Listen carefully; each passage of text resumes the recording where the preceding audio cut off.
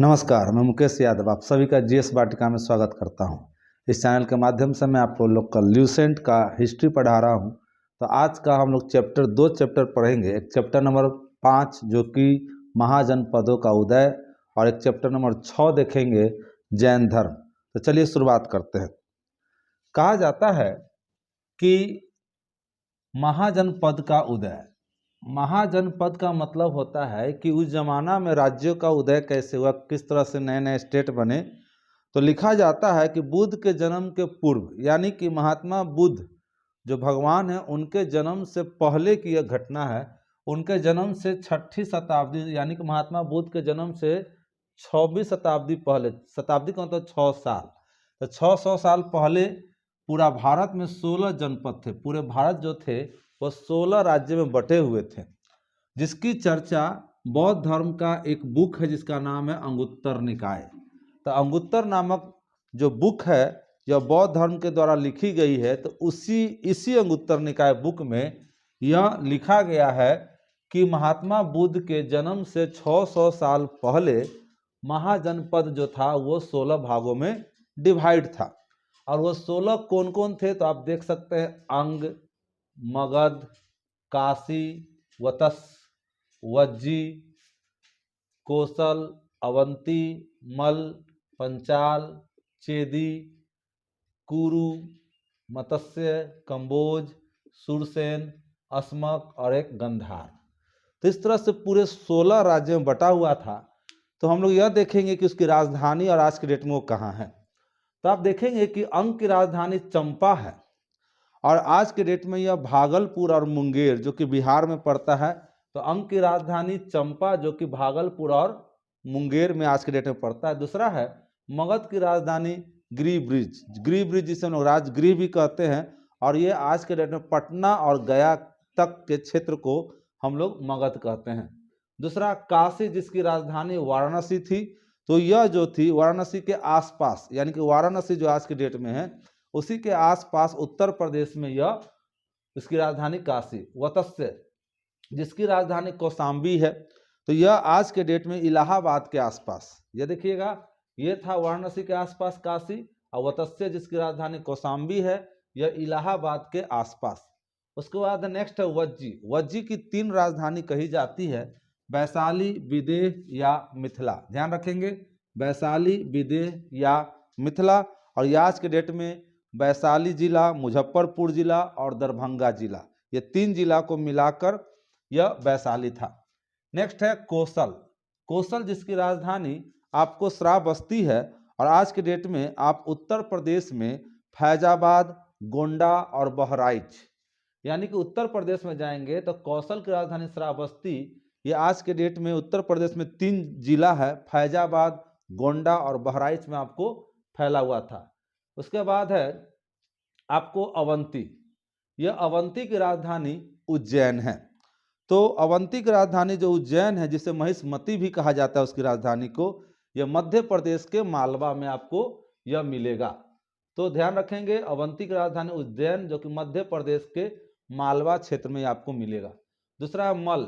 मल की राजधानी है कुशावती। ध्यान रखेंगे, इसकी राजधानी है कुशावती, और ये आपको उत्तर प्रदेश में देवरिया, बस्ती और गोरखपुर, फिर से सुने, उत्तर प्रदेश में देवरिया, बस्ती और गोरखपुर इलाका में ये आपको मल की राजधानी कुशावती मिलेगी। दूसरा है पंचाल। पंचाल की राजधानी अहिछत्र। ध्यान रखेंगे, पंचाल की राजधानी अहिछत्र है, जिसे काम्पी लय भी कहते हैं, और ये आपको उत्तर प्रदेश में ही यह बरेली, बदायूं, फर्रुखाबाद, बरेली, बदायूं और फर्रुखाबाद में पंचाल की राजधानी अहिछत्र मिलेगा, जो कि यह पंचाल यह इतना दूर में फैला हुआ था। नेक्स्ट है चेदी। चेदी की राजधानी है शक्तिमती। ध्यान रखेंगे, चेदी की राजधानी है शक्तिमती, और यह उत्तर प्रदेश में बुंदेलखंड जो है वहां तक यह फैला हुआ था चेदी, जो कि शक्तिमती थी। उसके बाद कुरु। यह जो कुरु देख रहे हैं जिसकी राजधानी इंद्रप्रस्थ है। तो यह आप जाएंगे दिल्ली, मेरठ, हरियाणा, कुछ दिल्ली, कुछ मेरठ, कुछ हरियाणा के आसपास के क्षेत्र को हम लोग इंद्रप्रस्थ, उसकी राजधानी कुरु था। उसके बाद मत्स्य की राजधानी विराटनगर। ध्यान रखेंगे, मत्स्य की राजधानी विराटनगर, जो यह आप जयपुर, अलवर, भरतपुर यानी कि राजस्थान, ये राजस्थान में तीनों है, जयपुर, भरतपुर और अलवर, इतना दूर तक ये फैला हुआ था विराटनगर। नेक्स्ट है कंबोज, जिसकी राजधानी है हाटक। कंबोज की राजधानी हाटक, ये आपको राजौरी और हजारा क्षेत्र में फैला हुआ, राजौरी और हजारा क्षेत्र में। उसका सूरसेन, सूरसेन की राजधानी मथुरा, सूरसेन की राजधानी मथुरा, और आप जानते हैं कि मथुरा कहाँ पड़ता है, तो उत्तर प्रदेश में। उसी तरह से यह अस्मक, अस्मक की राजधानी है पोटली, ध्यान रखेंगे, अस्मक की राजधानी पोटली, जिसे पोतन भी कहा जाता है, और यह गोदावरी नदी क्षेत्र के यानी कि दक्षिण भारत के मात्र एक जनपद, ध्यान रखिए, दक्षिण भारत का मात्र एक स्टेट था अस्मक, जिसकी राजधानी थी पोटली, और यह गोदावरी नदी के किनारे बसा हुआ है। और उसके बाद है गांधार, सबसे लास्ट, ये देख लीजिए गांधार, जो कि हमारे भारत देश के बाहर में आज के डेट में है, और इसकी राजधानी है तक्षशिला। तो यह रावलपिंडी और पेशावर आज के डेट में पाकिस्तान में है। तो दो क्वेश्चन जरूर याद रखिएगा, एक जो दक्षिण भारत में मात्र एक राज्य था वो था अस्मक, जिसकी राजधानी थी पोटली, और एक जो भारत से बाहर है तो वो है गांधार, जिसकी राजधानी है तक्षशिला। तो इस तरह से महाजनपद, जो कि महात्मा बुद्ध के जन्म से 600 साल पहले यह महाजनपद बना, जिसकी चर्चा महात्मा बुद्ध के एक बुक है अंगुत्तर निकाय, उसमें पाई गई है। तो उस जमाना में 16 भागों में पूरा भारत बटा हुआ था। तो ध्यान रखेंगे, उत्तर भारत में यह सभी 14 राज्य थे, दक्षिण भारत में मात्र एक थे अस्मक पोटली, और भारत के बाहर आज के डेट में पाकिस्तान रावलपिंडी में है गांधार, जिसकी राजधानी है तक्षशिला। तो इस तरह से हम लोगों ने महाजनपद का उदय देखा। अब अगला चैप्टर हम देखते हैं जैन धर्म, जैन धर्म, जो कि इसकी अब शुरुआत करते हैं। तो कहा जाता है कि जैन धर्म के संस्थापक थे ऋषभदेव, ध्यान रखेंगे, जैन धर्म के संस्थापक ऋषभदेव थे। यह सबसे पहला गुरु थे जिन्होंने जैन धर्म की शुरुआत किया। उसके बाद इसमें धीरे धीरे पूरे 24 गुरु हुए, जो कि अंतिम गुरु हुए आपको महावीर जी। तो इससे पहले यानी कि ऋषभदेव और महावीर जी के बीच में जो गुरु हुए उनके कुछ कुछ नाम हैं, जैसे आपको अजितनाथ दूसरा गुरु, संभव तीसरा, संपार्श्व सातवां गुरु, शांति 16वां गुरु, अरनाथ 18वां गुरु, नामी 21वें गुरु, अरिष्टिनेमी 22वें गुरु, पार्श्वनाथ 23वें गुरु, और महावीर जी 24वें गुरु। तो जो प्रथम गुरु थे, जो संस्थापक थे ऋषभदेव, उनका प्रतीक चिन्ह है सांड, याद रखिए सांड, जिसे आप बैल कहते हैं। और एक 23वां गुरु है पार्श्वनाथ, जिनका प्रतीक चिन्ह है सांप, सर्प। तो कहा जाता है कि 23वें गुरु पार्श्वनाथ जो है वो काशी के एक राजा थे जिनका नाम था अश्वसेन, उनके ये पुत्र थे। यानी कि पार्श्वनाथ के पिताजी जो थे अश्वसेन एक राजा थे, और उस राजा का बेटा पार्श्वनाथ जो है 30 साल की उम्र में संन्यास जीवन को स्वीकारा, और वो उनको जब तपस्या किए, ज्ञान प्राप्ति हो गई, तो ज्ञान प्राप्ति के बाद उन्होंने 4 उपदेश दिया। पार्श्वनाथ जी ने 4 उपदेश दिया, और ये 30 साल की उम्र में अपना ज्ञान प्राप्त किए। उसके बाद इन्होंने 4 उपदेश दिया। तो 4 उपदेश क्या क्या दिया, तो आप देखिए, हिंसा नहीं करना, मतलब लड़ाई झगड़ा नहीं करना, सदा सत्य वचन बोलना, चोरी नहीं करना, और संपत्ति नहीं रखना। यह 4 उपदेश दिए थे। आगे चलकर महावीर स्वामी जी, जो कि सबसे अंतिम गुरु हुए, 24वां गुरु हुए, तो इनके बारे में इन्होंने ही सबसे लास्ट में इसको बढ़ाया, और जो कि इनके बाद कोई नया गुरु नहीं बना। तो इस तरह से जैन धर्म का सबसे अंतिम गुरु 24वां गुरु हुए महावीर जी। कहा जाता है कि महावीर जी 24वें गुरु हुए अंतिम, इनका जन्म जो है 540 ईसा पूर्व में, ध्यान रखिएगा ये ईसा पूर्व है, उल्टा गिनती, 540 ईसा पूर्व में वैशाली जो जिला है उसमें एक गांव है कुंडग्राम, यहाँ पर इनका जन्म हुआ था। और इनके बचपन का नाम याद रखिए वर्धमान था, इनका बचपन का नाम वर्धमान था। इनके पिता जो थे सिद्धार्थ, ध्यान रखेंगे, महात्मा बुद्ध का बचपन का नाम सिद्धार्थ है, और महावीर जी के पिता का नाम सिद्धार्थ था।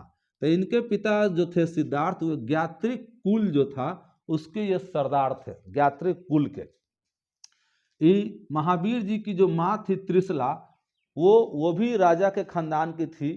तो महावीर के माता जो थी त्रिशला, वो चेटक नाम के राजा की वो बहन थी। अब महावीर जी जब बड़े हुए तो उनकी शादी हो गई, और कहा जाता है यशोदा नाम की महिला से, ध्यान रखेंगे, यशोदा नाम की महिला से इनकी शादी हुई, जो कि इनकी एक बेटी हुई अनुजा प्रियदर्शिनी। महावीर जी की एक बेटी भी हुई अनुजा प्रियदर्शिनी। आगे चल के इनके एक भाई थे नंदीवर्धन, ध्यान रखेंगे, नंदीवर्धन।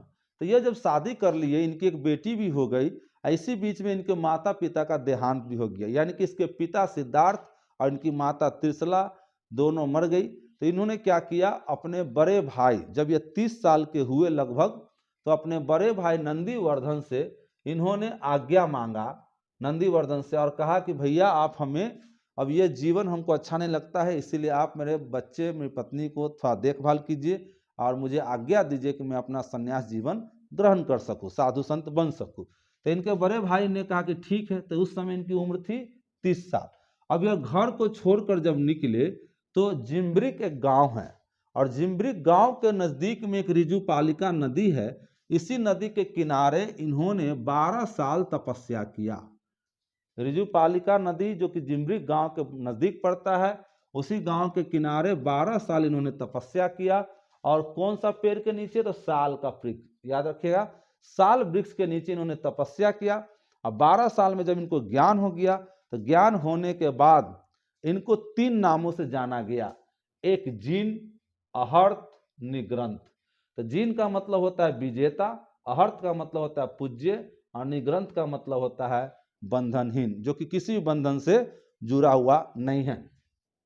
इस तरह से जब इनको ज्ञान हुआ तो धीरे धीरे यह ज्ञान का प्रसार करना शुरू कर दिए, ये उपदेश देना शुरू कर दिए, जो कि प्राकृत भाषा में, जिसे हम लोग अर्धमागधी भाषा भी कहा जाता है।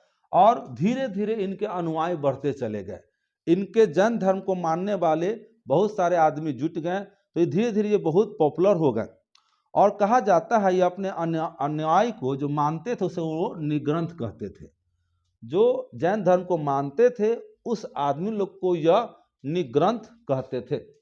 अब आगे चलकर आपने देखा कि इनकी एक बेटी है अनुजा प्रियदर्शिनी। तो अनुजा प्रियदर्शिनी की शादी जामिल से इन्होंने कर दिया, जो कि जामिल नाम का व्यक्ति इनका दामाद बना। अब जब इनका धीरे धीरे डेवलपमेंट हुआ तो कहा जाता है कि सबसे पहला शिष्य इनका खुद का दामाद जामिल बना, सबसे पहला शिष्य इनका दामाद जामिल बना। और सबसे पहला शिष्य जिसे हम भिक्षुनी भी कहते हैं, वो चंपा बनी, जो कि चंपा मामूली लड़की नहीं थी, बल्कि एक राजा थे दधिवाहन, ध्यान रखेंगे, एक राजा थे दधिवाहन, उनकी यह बेटी थी। कौन, तो चंपा। तो ध्यान रखेंगे, चंपा जो थी यह नरेश दधिवाहन की पुत्री थी, और वो आगे चलकर भिक्षुनी बनी, यानी कि बौद्ध धर्म, जैन धर्म का सबसे पहला भिक्षुनी चंपा, और भिक्षुक जिसे आप शिष्य कहे जामिल बना। अब इनका धीरे धीरे बहुत ज़्यादा इनका शिष्य और शिष्या हो गया, तो उसको चलाने के लिए इन्होंने क्या किया, पूरे शिष्य को 11 भागों में डिवाइड किया, बांट दिया मठ को।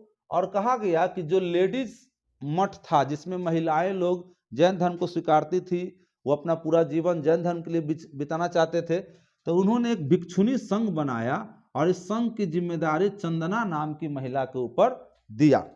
तो इस तरह से इन्होंने इतना मतलब बेहतर काम किया, और कहा जाता है कि यह आगे चलकर यह खुद 72 साल की उम्र में, ध्यान रखिएगा, 72 साल की उम्र में इनकी मृत्यु हो गई। आप देखेंगे कि 72 साल, यहाँ देखें, 72 साल की उम्र में 468 ईसा पूर्व में इनकी मृत्यु हो गई।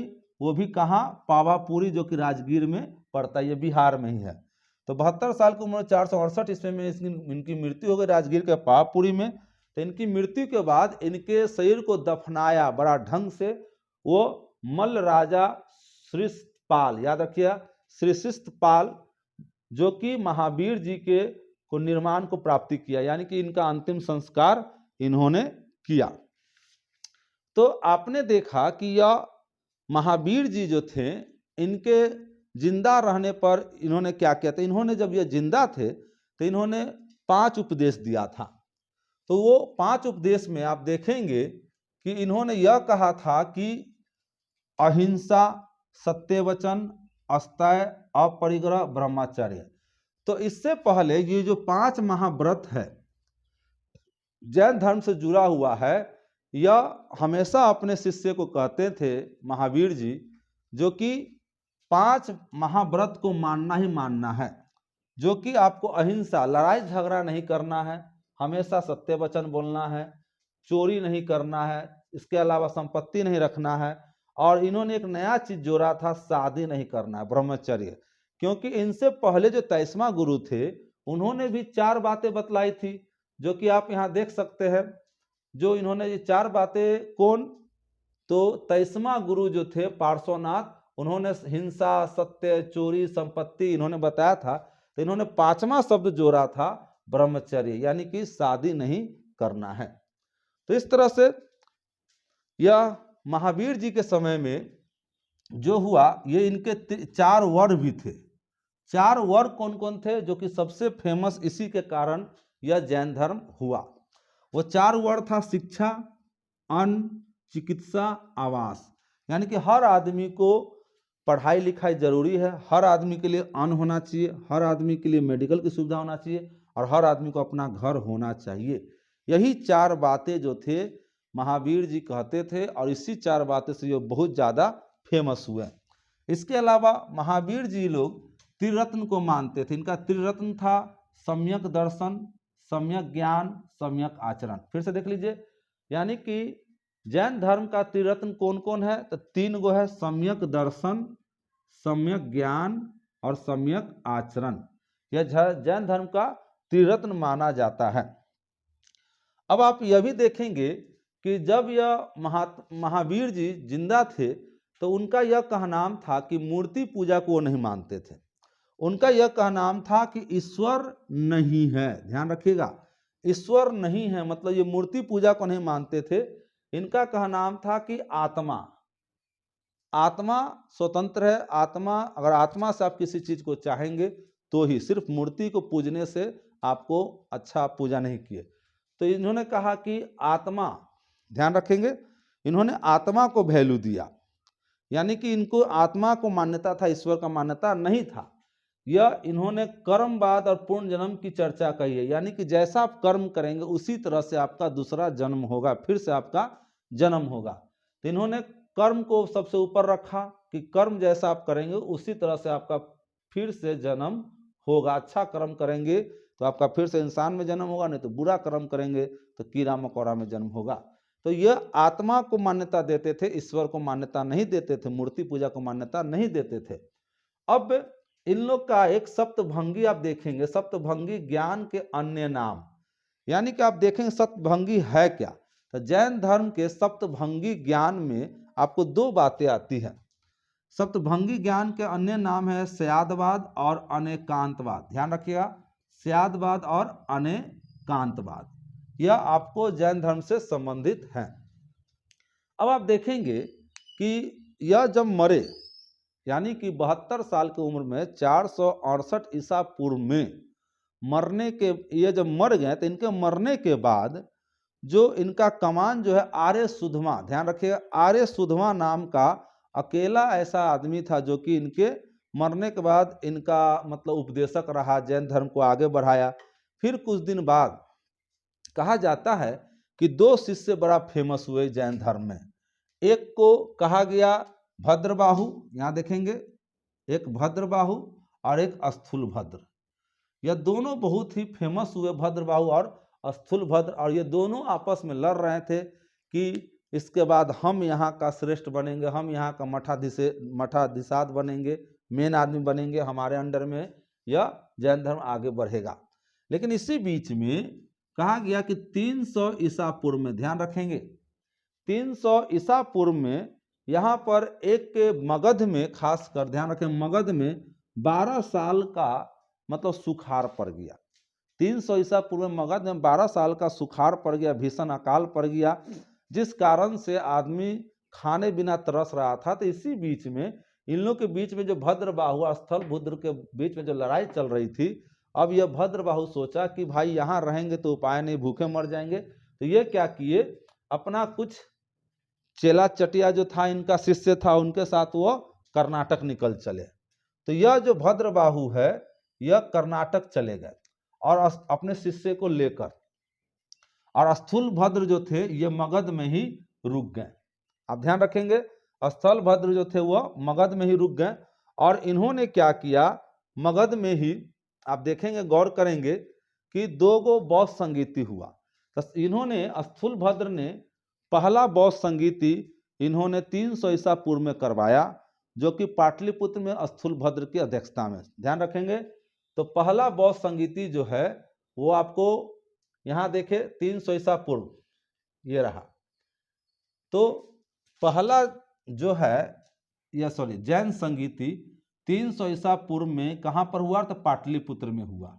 ये पाटलिपुत्र में हुआ और उसकी अध्यक्षता किसने किया था, स्थलभद्र ने किया। फिर से ध्यान रखेंगे, पहला जैन संगीति जो है वो 300 ईसा पूर्व में पाटलिपुत्र में हुआ, इसकी अध्यक्षता स्थलभद्र ने कहा, स्थूलभद्र ने किया। उसी तरह से दूसरा जैन संगीति जो है वो 512 ईसा पूर्व में हुआ, वल्लभी गुजरात में, इसकी अध्यक्षता किसने किया था, क्षमा श्रवण ने किया था। अब यह भद्रबाहु जो है वो अपना शिष्य को लेकर कर्नाटक चला गया, और कर्नाटक गया और वहीं पर आप देखेंगे कि मैसूर में गंग वंश का एक मंत्री था चामुंड। ध्यान रखेंगे, तो वो कर्नाटक चला गया और वहीं पर मैसूर के गंग वंश का एक मंत्री था चामुंड, उसको उन्होंने जैन धर्म सिखलाया, उनको कहा कि आप जैन धर्म स्वीकारिए, और उन्होंने जैन धर्म को स्वीकार करवा कर वहीं पर कर्नाटक में एक जगह है श्रवण बेलगोला, तो श्रवण बेलगोला में उन्होंने एक मूर्ति बनवाया। उस मूर्ति को गोमतेश्वर की मूर्ति भी कहा जाता है, या आप देखें बाहुबली की भी मूर्ति उसे कहा जाता है।